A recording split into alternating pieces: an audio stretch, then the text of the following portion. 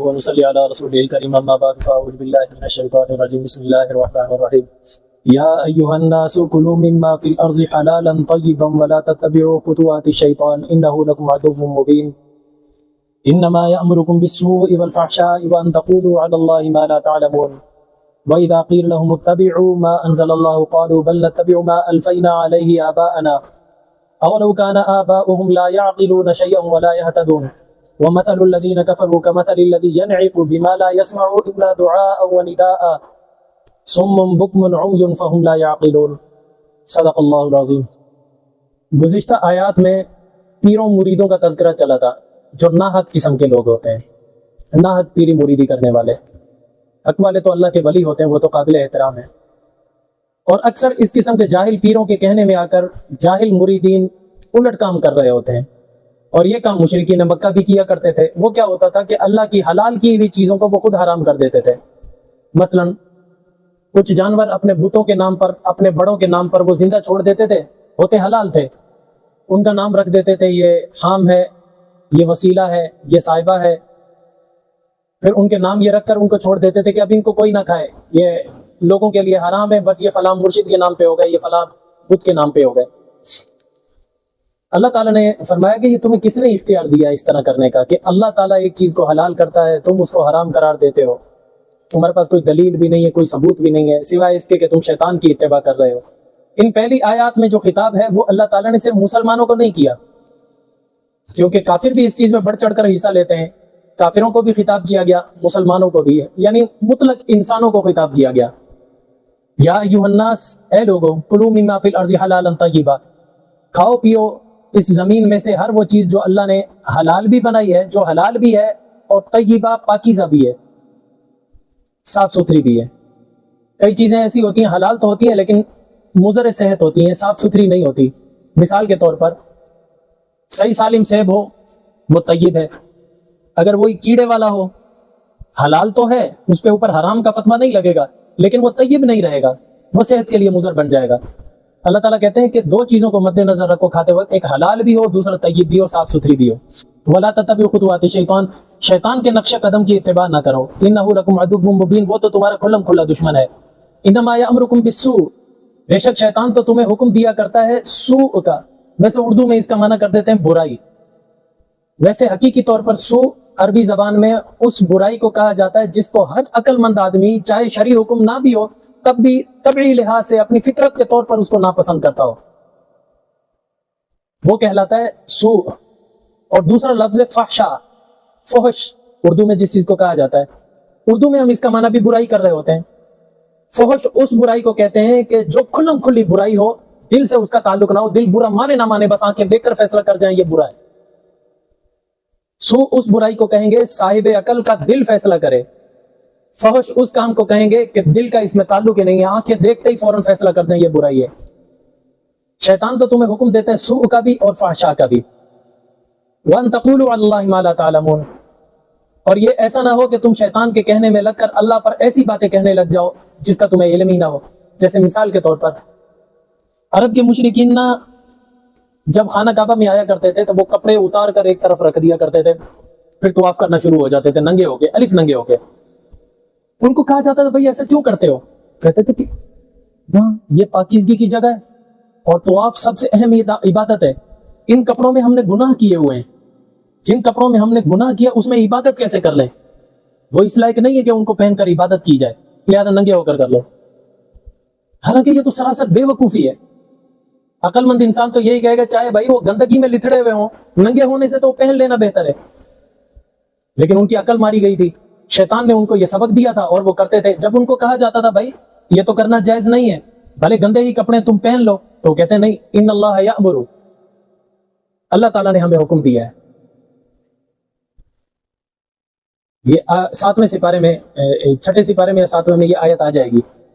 تو اللہ تعالیٰ فرماتے ہیں ان اللہ لا یأمر بالفحشاء، اللہ تعالیٰ کبھی بھی فحش کام کا حکم نہیں کیا کرتا، یہ تو سراسر فحش کام ہے، اللہ کیسے حکم دے دے گا؟ تو اللہ تعالیٰ فرماتے ہیں ایسا نہ ہو شیطان کے بہکانے میں آ کر تم بھی اللہ کے بارے میں ایسی باتیں نہ کہنے لگ جانا جس کا تمہیں علم ہی نہیں۔ جیسے مشرکین کہا کرتے تھے ننگے ہو کر طواف کرنا ان کی خود کی ایجاد تھی، کہتے تھے اللہ نے حکم دیا کہ گناہ والے کپڑے اتار کے رکھ دو، اللہ کہتا ہے میں نے ایسا حکم دیا ہی نہیں تھا، وَإِذَا قِيلَ لَهُمُ اتَّبِعُوا مَا أَنزَلَ اللَّهُ قَالُوا بَلْ نَتَّبِعُ مَا أَلْفَيْنَا عَلَيْهِ آبَاءَنَا، اور ان لوگوں کا حال یہ کہ جب ان کو کہا جاتا ہے آؤ اس چیز کی اتباع کرو جو اللہ نے نازل کی ہے، اللہ تعالیٰ اس چیز کا حکم دیتا ہے، قالوا، تو وہ کہا کرتے تھے بل نتبع ما الفینا علیہ آباءنا، نہیں ہم اسی چیز کی اتباع کریں گے جس پر ہم نے اپنے آباء و اجداد کو پایا ہے، ہمارے باپ اجداد کوئی پاگل تھوڑی تھے، وہ اتنے عرصے سے یہ کام کرتے آ رہے ہیں، ہم ان کا کہنا مانیں گے۔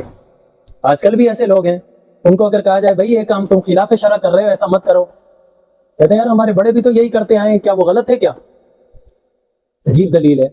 اللہ تعالیٰ فرماتے ہیں اولو کان آباؤہم لا یعقلون شیئا ولا یہتدون، اگرچہ ان کے آباء و اجداد نہ عقل رکھتے تھے نہ وہ ہدایت یافتہ تھے۔ اس کا اردو میں ترجمہ یوں بھی کر سکتا ہوں، اولو کان آباؤہم لا یعقلون شیئا، شیء کچھ ذرہ برابر بھی، ہاں معنی یوں ہوگا کہ ان کے آباء و اجداد ٹکے کی بھی عقل نہیں رکھتے تھے، نل بٹا نل جاہل ترین لوگ تھے، ولا یہتدون ہدایت یافتہ بھی نہیں تھے، پھر بھی انہوں نے انہی کی اتباع کرنی ہے۔ میں نے ایک صحیح العقیدہ آدمی کو کہا، میں نے بولا یار محرم کے دنوں میں آپ بھی نیاز ویاز کرتے ہو، ایسا نہ کیا کرو۔ کہہ رہے ہمارے باپ دادا کرتے تھے ہم تو کریں گے۔ میں نے بولا یار وہ اگر غلط کرتے تو تم بھی غلط کرو گے۔ وہ غلط کیسے ہو سکتے تھے؟ کریں گے، ہو ہی نہیں سکتے تھے وہ غلط۔ اللہ تعالیٰ نے یہ فرمایا ان کو ٹکے کی بھی عقل نہیں تھی، وہ بدھو تھے، نیل بٹا نیل تھے۔ ماں باپ وہ عقل مند سمجھے جائیں گے جو اللہ کے رسول کی اطاعت کا حکم دیں، جو ان کے خلاف کا حکم دے وہ عقل مند کہاں سے آگے؟ یوسف علیہ السلام نے جیل میں اپنے ساتھیوں کو کہا تھا وَاتَّبَعْتُ مِلَّةَ آبَائِي إِبْرَاهِيمَ وَإِسْحَاقَ، میں اپنے باپ دادا کے دین کی اتباع کرتا ہوں، ابراہیم علیہ السلام اور اسحاق کے، میں ایسی قوم میں سے ہوں کہ میں شرک نہیں کروں گا۔ تو بھائی اگر ماں باپ ایسے ہیں جو اللہ کے رسول کے راستے پہ، پھر تو ان کو دلیل بناؤ، ان کو مشعل راہ بناؤ۔ اگر وہ خود نیل بٹا نیل ہے، خلاف شرع حکم دے رہے ہیں اور کوئی شریعت سمجھانے والا آ جاتا ہے، پھر بھی بندہ اناد اور بغض کی وجہ سے کہے نہیں جی میں نے اللہ کے رسول کا حکم ماننا ہی نہیں، میں تو یہی مانوں گا، یہ کہاں کی عقل مندی ہے؟ اللہ تعالیٰ فرماتے ہیں ایک تو ان کے باپ دادے بے عقلے تھے، خود یہ آدمی کیسا ہے؟ اب ذرا اس کی بھی تعریف سن لیتے ہیں۔ وَمَثَلُ الَّذِينَ كَفَرُوا كَمَثَلِ الَّذِي يَنْعِقُ بِمَا لَا يَسْمَعُ إِلَّا دُعَاءً وَنِدَاءً،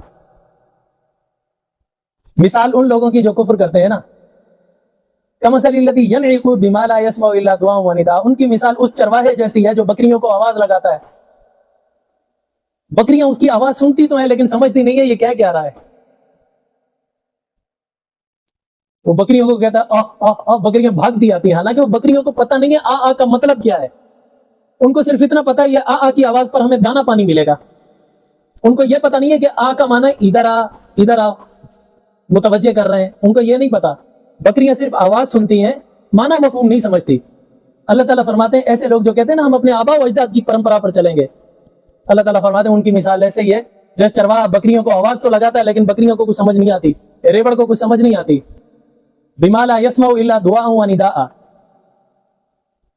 وہ نہیں سنتی سوائے اس کے کہ ایک پکار ہے، ایک آواز ہے، بس ان کو صرف اتنا پتا ہے، وہ اس آواز اور پکار پر لبیک کہتی ہوئی دوڑتی ہیں، یہ نہیں پتا کس لیے بلایا گیا، کیا کام ہے، معنی مفہوم کا ان کو نہیں پتا ہوتا۔ اللہ تعالیٰ فرماتے ہیں یہ جو کہتے ہیں نا ہم اپنے آباء و اجداد کے طریقے پر ہی چلیں گے، اس کے مقابلے میں اللہ کے رسول کا حکم آ گیا ہم نہیں مانیں گے، اللہ تعالیٰ فرماتے ہیں صم بکم عمی فہم لا یعقلون، یہ گونگے ہیں، بہرے ہیں، اندھے ہیں، فہم لا یعقلون، یہ کبھی بھی عقل نہیں پا سکیں گے، یہ ہمیشہ بدھو کے بدھو ہی رہیں گے۔ یہاں پر اللہ تعالیٰ نے وہ چیپٹر بند کیا جس سے عام انسانوں کو خطاب کیا جا رہا تھا، اب اللہ تعالیٰ مسلمانوں کو سمجھا رہے ہیں، وہ تو ہیں پاگل جنہوں نے اپنے آباء و اجداد کی پرمپرا پر چلنا ہے۔ اے ایمان والو، یہی حکم اب تمہیں دیا جا رہا ہے، کیا؟ یا ایھا الذین آمنوا، اے ایمان والو، کلوا من طیبات ما رزقناکم، تم بھی پاکیزہ اور صاف ستھری چیزیں کھایا کرو جو ہم نے تمہیں رزق بنا کر دیا ہے، پاکیزہ بھی ہوں، حلال بھی ہوں، پاکیزہ بھی ہوں، صاف ستھری ہوں، اس کا نقصان نہ ہو، نہ جسمانی نقصان ہو نہ روحانی نقصان ہو، ایسی چیزیں کھاؤ، حلال بھی ہوں۔ جب حلال کہا تو یہ نشہ آور چیزیں نکل گئی، بھنگ ہو یا شراب ہو، جتنی بھی اچھی سے اچھی کشید کر لی جائے، بنا لی جائے، حلال نہیں ہو سکے گی، حرام کی حرام ہی رہے گی، ٹھیک ہے۔ آگے فرمایا طیبات، صاف ستھری بھی ہو، وہ چیز صاف ستھری بھی ہو، ایسی چیز مت کھاؤ کہ جو حلال تو ہے لیکن مضر صحت ہے، زہر، کئی زہر ایسے ہیں حلال ہیں اور ناپاک بھی نہیں ہے، پاک ہیں، لیکن مضر صحت ہونے کی وجہ سے حرام کہلائیں گے۔ اللہ تعالیٰ منع کرتا ہے مضر صحت چیز بھی نہ کھاؤ۔ اللہ تعالیٰ ہمارے جس طرح ہماری روحانیت کا خیال رکھتا ہے ہمارے جسم کا بھی خیال رکھتا ہے تاکہ یہ بھی ڈیمیج نہ ہو جائے، اس کو بھی کوئی نقصان نہ پہنچے۔ اللہ تعالیٰ کے جتنے بھی انبیاء اور رسول آئے اللہ تعالیٰ نے ان کو ایک فارمولہ دیا ہے کہ اگر تم چاہتے ہو نا کہ تمہارے درجات اللہ کے ہاں بہت اونچے ہو جائیں اور تم اللہ کے مقرب سے مقرب بن جاؤ، نبوت اور رسالت سے تو ویسے ہی مقرب ہو جاتے ہیں، اور اگر درجات بلند کرنے ہیں پھر دو کام کرنا۔ کیا؟ یا ایھا الرسل، اے رسولوں کی جماعت، کلوا من الطیبات، پاکیزہ کھانا، واعملوا صالحا، اور اعمال بھی اچھے کرنا۔ اس سے دیکھنا روحانیت میں کتنی ترقی آئے گی۔ اللہ تعالیٰ یہی حکم ہم مسلمانوں کو دیتے ہیں، اے ایمان والو، صاف ستھری اور پاکیزہ چیز جو میں نے تمہیں رزق بنا کر دی ہے وہ کھاؤ، واشکروا للہ، اللہ کا شکر ادا کرو، جو بھی کھاؤ اس پر اللہ کا شکر ادا کرو۔ اللہ تعالیٰ اگر یہ نعمتیں ہی نہ دے یا دے دے تمہارے گلے سے نیچے نہ اتریں۔ دیکھو نا، نعمتیں بہت ہیں، لوگوں کے پاس موقع میسر بھی ہوتے ہیں ان نعمتوں سے لطف اندوز ہونے کے، لیکن پھر بھی کوئی ایسا عارضہ لگا ہوا ہوتا ہے وہ نعمت نہیں حاصل کر سکتے۔ مثال کے طور پر مارکیٹ میں جا کر دیکھو، ایک سے ایک فروٹ ہے، شوگر والے صرف دیکھتے ہی رہتے ہیں، لینے کی طاقت بھی ہے، پیسہ بھی بہت ہے ان کے پاس، نہیں لے سکتے، کھا نہیں سکتے۔ اللہ تعالیٰ نے فرمایا تم شکر ادا کرو، شکر ادا کرو، اللہ تعالیٰ اس نعمت میں ایسی برکت دے دے گا، ایسی بیماریاں ہی نہیں لگائے گا جس سے تمہیں اس نعمت سے بچنا پڑ جائے۔ ان کنتم ایاہ تعبدون، یہ سب تم اس وقت کرو گے ان باتوں پر عمل جبکہ خاص تم اسی اللہ کی عبادت کر رہے ہوگے۔ اگر اس عبادت میں لغزش ہے پھر تم کبھی بھی اللہ کے احکامات پر عمل نہیں کر سکو گے، کیوں؟ تمہاری روحانیت تباہ ہو چکی ہوگی۔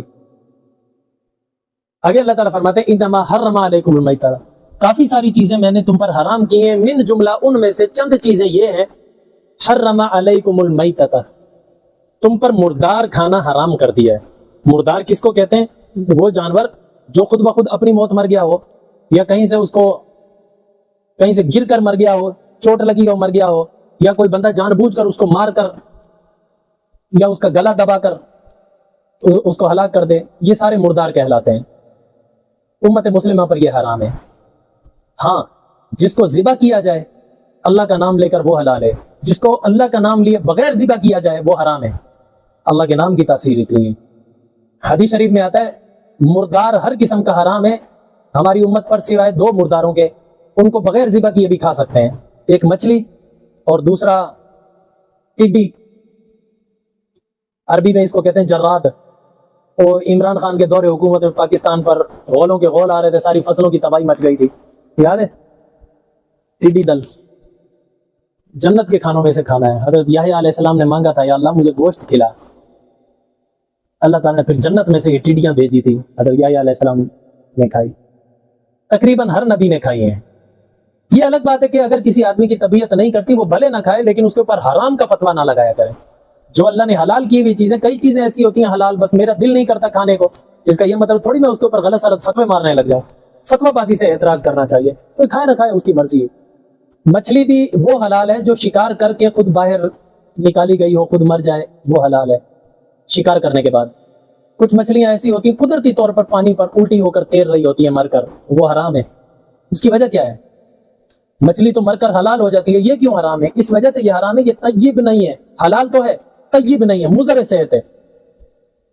کئی ایسے واقعات سننے میں آئے جن لوگوں نے ایسے دریا کی مچھلی یا تالاب کی مچھلی الٹی تیر رہی تھی، انہوں نے پکڑ کر کھائی، 20-24 گھنٹے بھی نہیں گزرے وہ مر گئے۔ اس میں کوئی زہریلا مادہ ایسا پیدا ہو جاتا ہے، اس وجہ سے جو شکار کر لیا جائے پھر وہ مر جائے وہ کھا سکتے ہیں، جو خود بخود اپنی موت مر گئی ہے مچھلی وہ حرام ہے، وہ نہیں کھا سکتے۔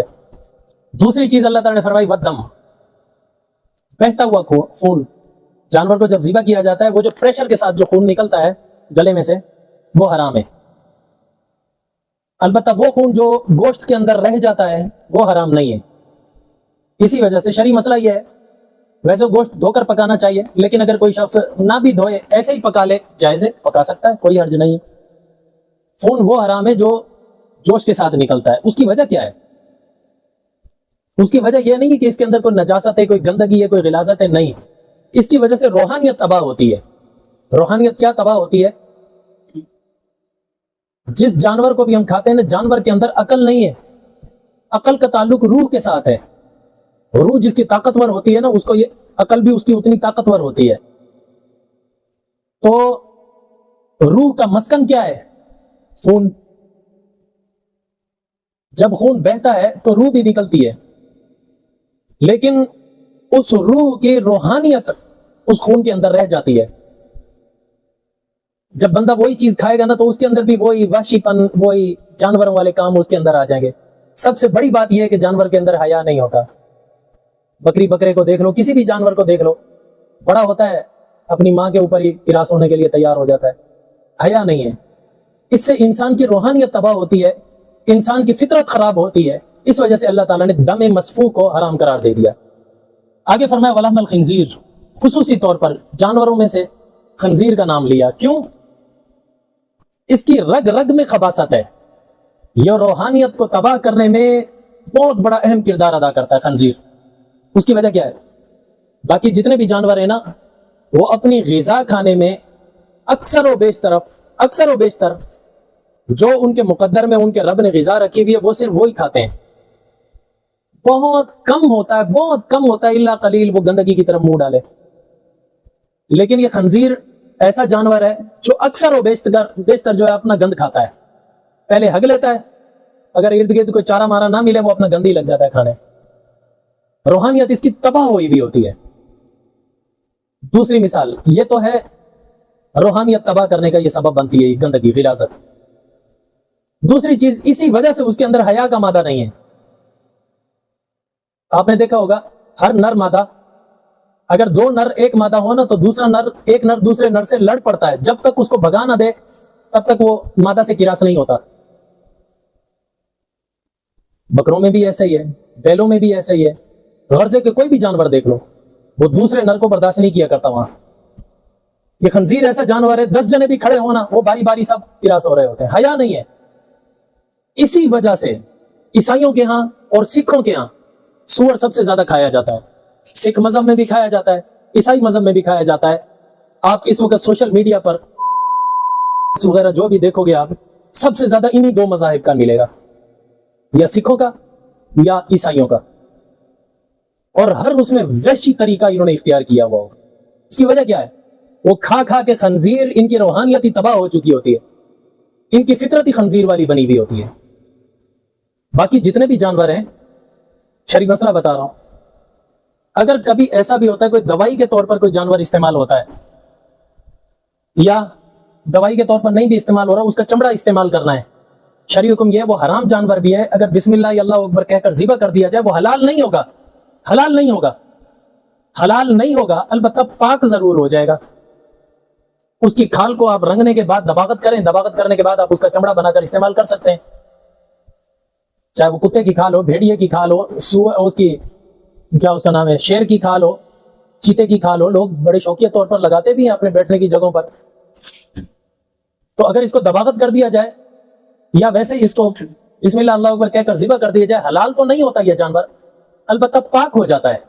پاک ہونا الگ چیز ہے، حلال ہونا الگ چیز ہے۔ یہ میری گھڑی پاک ہے لیکن حلال نہیں ہے، کبھی چبانے لگ جاؤ، کون چبائے گا اس کو؟ گلے میں اٹک جائے گی، سمجھے نا؟ حلال ہونا الگ چیز ہے، پاک ہونا الگ چیز ہے، اس بات کو سمجھو۔ وہ جانور اس طرح حرام جانور اگر اللہ کا نام لے کر ذبح کر کے پھر اس کو استعمال میں لایا جائے، پاک ہو جاتا ہے، حلال نہیں ہوتا۔ پاک ہونے سے مراد یہ ہے ہم اس کا چمڑا بھی استعمال کر سکتے ہیں، اگر ہڈی اس کی کوٹ کے کسی دوائی میں ڈالنی ہے وہ بھی ہم کر سکتے ہیں، ضرورت کی مقدار ہم اس کا استعمال میں لا سکتے ہیں۔ لیکن یہ خنزیر ایسا جانور ہے، اس کی کوئی چیز بھی اس کی حلال نہیں ہے، نجس العین ہے، چاہے 100 دفعہ بھی اللہ کا نام لے کر اس کو ذبح کر کے اس کی کھال تم چمڑا بنانے کے لیے استعمال کرنا چاہو نہیں کر سکتے، پاک ہوتی ہی نہیں ہے، ایسا منحوس ہے۔ ایک اور شرعی مسئلہ بتا دوں، بعض لوگ کہتے ہیں سور کا نام لینے سے 40 دن تک زبان ناپاک رہتی ہے، نہیں یار ایسا نہیں ہے۔ اردو میں سور کہہ دیتے ہیں، عربی میں خنزیر کہتے ہیں، تو جب یہ لفظ قرآن مجید میں آ گیا تو قرآن مجید میں تو اگر آیت پڑھ رہے ہیں اس میں اگر خنزیر کا لفظ آ جاتا ہے، ایک ایک حرف پر 10 نیکیاں مل جائیں گی اس پہ۔ زبان ناپاک ہونا تو درکنار نیکیاں مل رہی ہیں اس پر، زبان ناپاک نہیں ہوتی۔ لوگ اتنی بڑی گالیاں دے رہے ہوتے ہیں، بلکہ اتنی بڑی بھی گالیاں دیتے ہیں، تب بھی اتنی سی زبان ان کی ناپاک نہیں ہوتی۔ تو اس سور نے کون سا ایسا جرم کر لیا یار جس کے 40 دن، ایک دن بھی نہیں 40 دن تک توبہ۔ لوگ شرابیں پی رہے ہیں، گالیاں دے رہے ہیں، زنا کر رہے ہیں، اس سے تو ناپاک نہیں ہو رہے، باقی خنزیر کا نام لیا تو ناپاک ہو گئے۔ عجیب منطق ہے ان کی بھی۔ آگے اللہ تعالیٰ چوتھی چیز جو ارشاد فرماتے ہیں وہ فرماتے ہیں وما اہل بہ لغیر اللہ، ہر وہ چیز جس پر اللہ کے علاوہ کسی کا نام لیا گیا ہو وہ بھی حرام ہے. اس میں جانور بھی مراد ہیں. کوئی جانور ذبح کرتے وقت اللہ کے علاوہ کسی بھی اور کا نام لے لیا, یا اللہ کا بھی نام لیا, اللہ کے ساتھ کسی اور کا بھی نام لے لیا, جانور حرام ہو جائے گا. چاہے تم نبی کا نام لو, چاہے ولی کا نام لو, چاہے حضرت محمد مصطفیٰ صلی اللہ علیہ وسلم کا نام لو, وہ جانور حرام ہو جائے گا. وما اہل به لغیر اللہ. اچھا, وما عام ہے لفظ, ہر وہ چیز. اہل, حل یحل اصل میں یہ لفظ ہے عربی زبان میں. جب چاند دیکھ کر, اب تو رواج ختم ہو گیا, ہم سارے چاند دیکھتے ہیں ٹی وی پر. پہلے زمانے میں جب یہ ٹی وی کا اتنا دستور نہیں ہوتا تھا, رواج نہیں ہوتا تھا, لوگ چاند دیکھنا ہوتا تھا کسی اونچی جگہ پر, سارے لوگ اکٹھے ہو جاتے تھے. وہاں پر ہر کوئی کوشش کر رہا ہوتا تھا کہاں ہے چاند. جہاں نظر آ جاتا ہے یہ شور مچ جاتا تھا, وہ چاند, وہ چاند, وہ. یہ جو شور نکلتا تھا نا, یہ جو شور نکلتا ہے, اس کو حل یحل, احل احل, اسی کو کہا جاتا ہے. یعنی چاند کو دیکھ کر شور مچانا, سمجھے. وما احل کا یہی معنی لیا جائے گا, یعنی کسی بھی چیز پر اللہ کا نام بلند کر دیا جائے. کسی بھی چیز پر اللہ کے علاوہ کسی اور کا نام لے لیا جائے تو وہ چیز بھی حرام ہے. اب مسئلہ آتا ہے, یہ تیجا, چوتھا, 40واں, یہ 11ویں, 11ویں. اصل میں ہمارے مذہب تھا اللہ اور اللہ کے رسول کی اطاعت کے احکامات ماننا اور ان پر عمل کرنا. پتہ نہیں کن لوگوں نے ہمارا مذہب بھی کھانے پینے والا بنا دیا, اس قوم کو اس طرف لگا دیا. بس کھلاؤ پلاؤ, بس درجات تمہارے ایسے بلند ہوتے جائیں گے. مولوی کا پیٹ بھرتے رہو, باقی سب خیر ہے. نمازیں پڑھو نہ پڑھو, دین پر چلو نہ چلو, تو مولوی کے پیٹ کی آگ بجھائے رکھو, سب جائز ہے. وہ دلیلیں بھی الٹی سیدھی دے رہے ہوتے ہیں اپنے کھانے پینے کو درست ثابت کرنے کے لیے. حالانکہ یہاں دیکھو صاف لفظ موجود ہے, وما اہل به لغیر اللہ. ہر وہ چیز جس پر اللہ کے علاوہ کا نام لے لیا جائے. اللہ کے علاوہ میں ہر مخلوق شامل ہے, نبی بھی شامل ہے, ولی بھی شامل ہے, علی بھی شامل ہے, امام حسن حسین بھی شامل ہیں, غوث اعظم بھی شامل ہیں, خواجہ معین الدین چشتی بھی شامل ہیں, داتا دربار والے بزرگ علی حجویری رحمۃ اللہ علیہ وہ بھی شامل ہیں. یہ اللہ کی نیک ہستیاں ضرور ہیں, لیکن اللہ تعالیٰ اپنی شراکت داری میں ان کو کبھی بھی برداشت نہیں کرے گا. ایک بہت بڑے ایک مذہبی اسکالر ہیں بریلوی مکتب فکر کے, ان سے کسی نے سوال کیا, مفتی اکمل صاحب نام ہے ان کا, کہ نیاز کے بارے میں کیا حکم ہے. کہنے لگا جب ہم نے نظر اللہ کہہ دیا تو اب جائز کھا سکتے ہیں. یہ جو لوگ کہتے ہیں کہ اللہ کے علاوہ کسی بھی اور کا نام لو تو یہ شرک ہو جاتا ہے, یہ غلط ہے. اب دیکھو یہ میرے پاس پین ہے, یہ میرا پین ہے, ہر کوئی یہ میرا ہی نام لے گا نا, یہ مفتی اکمل کا پین ہے. اتنے بڑے عالم ہو کر اتنی چھوٹی بات کر رہے ہیں, مجھے تعجب ہو رہا ہے ان کے علم پر. حالانکہ یہاں پر جو نام لینے سے مراد ہے وہ تقرب حاصل کرنے کے لیے ہے. پین جو ہم بتاتے ہیں یا کوئی چیز بتاتے ہیں, یہ گھڑی میری ہے, عبد المجید کی ہے, تو اس کا یہ مطلب نہیں میں اللہ کے ساتھ اس گھڑی میں اپنے آپ کو شریک کر رہا ہوں. نہیں, میں ملکیت جتلا رہا ہوں, یہ میری ملکیت ہے, یہ میری ملکیت ہے. اس وجہ یہ کہنا جائز ہے. اور وہاں جو چیز اللہ کے نام پر یا لوگوں کو خیرات کے طور پر کھلائی جاتی ہے, اس میں اگر غیر اللہ کا نام لیا گیا وہ تقرب کی نیت سے لیا گیا ہے, اور تقرب سوائے اللہ کے اور کسی کا نہیں لیا جا سکتا, یہ حرام ہے. اللہ تعالیٰ اس آیت میں یہی چیز سمجھاتے ہیں. اس کی آپ ایک مثال سمجھیں, مثال سے بات جلدی سمجھ میں آ جاتی ہے. ایک بندہ کسی کی مرغی چوری کر کے آئے. یہ بات مجھے اس وجہ سے یاد آئی, کچھ دن پہلے میں مرزا محمد علی انجینئر کا کلپ سن رہا تھا. وہ بھی کہہ رہا تھا کہ اگر کوئی بندہ تمہارے پاس نیاز لے کر آتا ہے, اس سے پوچھو کس کے نام کی ہے, اگر وہ کہے اللہ کے نام کی ہے کھا لو, رزق کو رد نہ کرو. اگر وہ کہے کہ امام حسین کے نام کی ہے, کسی اور کے نام کی ہے, پھر اس کو رد کر دو, پھر جائز نہیں ہے. عجیب منطق نہیں ہے. اگر وہ کہتا ہے اللہ کے نام کی ہے تو کھا لو, حالانکہ ایسا نہیں ہے. یہ دیکھا جائے گا کس تقرب کے لیے کی گئی ہے. اگر اللہ کے تقرب کے لیے کی گئی ہے حلال ہے, اللہ کے علاوہ اگر کسی اور کو بھی راضی کرنے کے لیے بیچ میں کی گئی ہے وہ حلال نہیں ہے. اس کی اب مثال سمجھو, جو میں مثال سمجھانا چاہ رہا ہوں. ایک بندہ کہیں سے مرغی چوری کر کے آتا ہے, کسی کی مرغی چوری کر کے لے آتا ہے, اور لا کر بسم اللہ اللہ اکبر کہہ کر ذبح کر لیتا ہے. حلال ہے؟ حلال ہوگی؟ کیوں؟ اللہ کا نام لے کر ذبح کر رہا ہے, بسم اللہ اللہ اکبر پڑھ رہا ہے, کیوں حلال نہیں ہے؟ چوری کی. چوری بھی کیوں حرام ہوئی؟ اس وجہ سے کہ یہ مرغی حق کسی اور کا تھا. کسی اور کا حق تھا، اور یہ لا کر اللہ کا حق بنا کر اس کو پیش کر رہا ہے. حق کسی اور کا ہے، نام اوپر کسی اور کا لے رہا ہے، غیر کے حق پر اللہ کا نام لے کر رہا ہے تو وہ بھی حلال نہیں ہوگی. تو تقرب حاصل کرنا، خیرات کرنا، یا چلو عام لفظوں میں تمہارے منہ پر تمہارے الفاظ نیاز کرنا، اللہ کی خوشنودی ہے نا، اللہ کا حق ہے نا. اس اللہ کے حق پر کسی اور کا نام لوگے، یہ اللہ کے حق پر ڈاکہ نہیں ہے. دیکھو جس طرح اللہ اپنی عبادت میں، عبادت تقرب حاصل کرنا عبادت ہے نا، اللہ اپنی عبادت میں جس طرح اپنا حق رکھتا ہے، اس عبادت میں غیر کو شریک نہیں کرتا. یعنی اسی طرح چوری کر کے لائی ہوئی مرغی حق دوسرے کا ہے، اللہ کا نام لینے سے بھی وہ حلال نہیں ہوگی. اور اگر اللہ کے حق والی چیز کسی اور کے نام پر دے دیتے ہو وہ بھی پھر حلال نہیں ہوگی. حق اللہ کا ہے، نام بھی اس کا ہونا چاہیے. پھر بعض لوگ کہہ دیتے ہیں نظر اللہ، نیاز حسین کہتے ہیں نا نظر اللہ، تو نظر اللہ تو کہہ دیا نا، اللہ کا نام تو آ گیا نا. میں کہتا ہوں اگلا لفظ جو ہے نا یہ اللہ کے حق پر ڈاکہ ڈالنا ہے. نظر اللہ یعنی اللہ کے لیے، نیاز حسین یعنی محتاجگی حسین کی. نیاز مندی محتاجگی کو کہا جاتا ہے. امام حسین خود اللہ کے محتاج تھے، ہم کیسے ان کے محتاج ہو جائیں؟ اللہ خود کہتا ہے اللہ الصمد، اللہ بے نیاز ہے. ہم سب اس کے محتاج ہیں، وہ کسی کا محتاج نہیں ہے.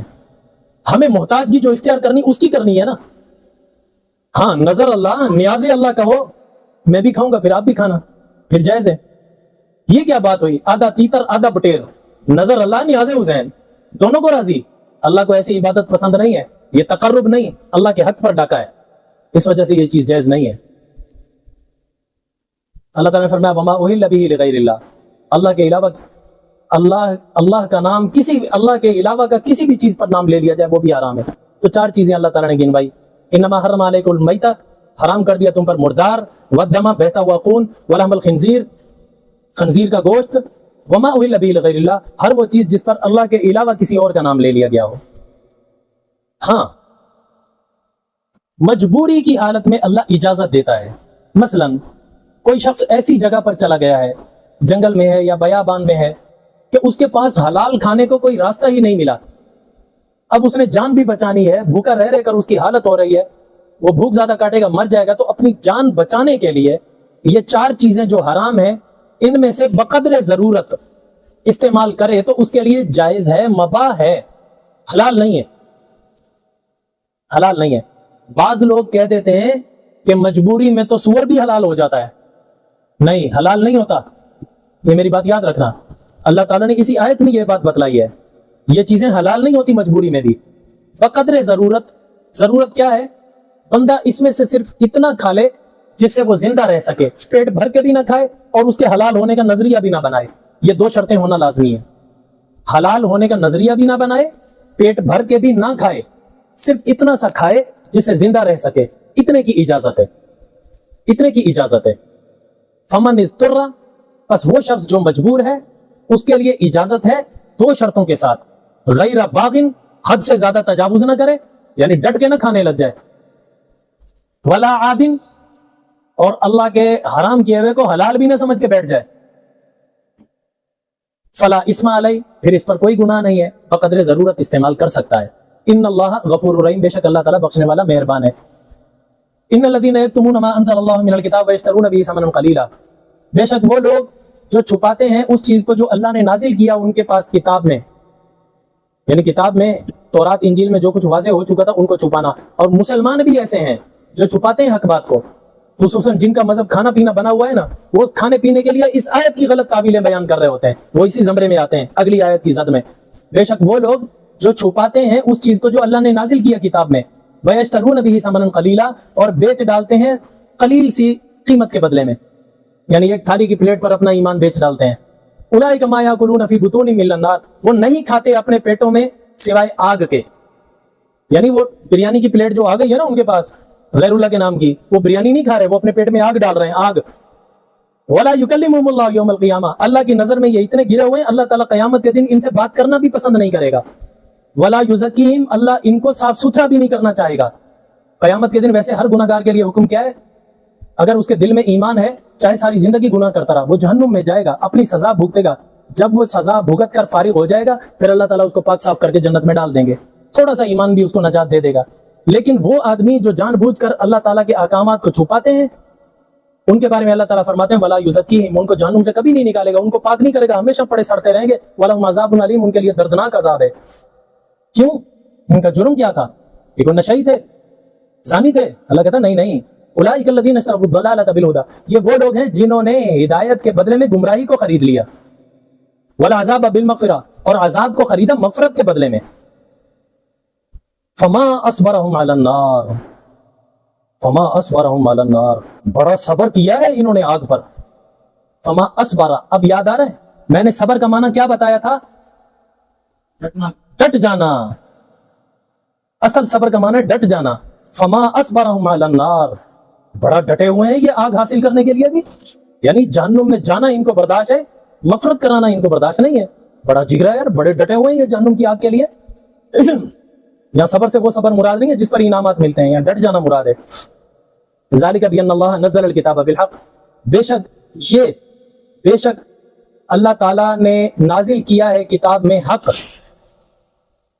اب اس حق سے جو لوگ اختلاف کریں گے اس کتاب کے اندر، یوں سمجھ لینا لفی شقاق بعید، وہ اپنی ضد کی وجہ سے بہت دور گمراہی کی طرف نکل گئے، اب وہ پلٹ کر نہیں آ سکتے. واخر دعوانا الحمدللہ رب العالمین. شریعت کا راستہ دکھاتے چلو، دیے عظمتوں کے جلاتے چلو. شریعت کا راستہ دکھاتے چلو.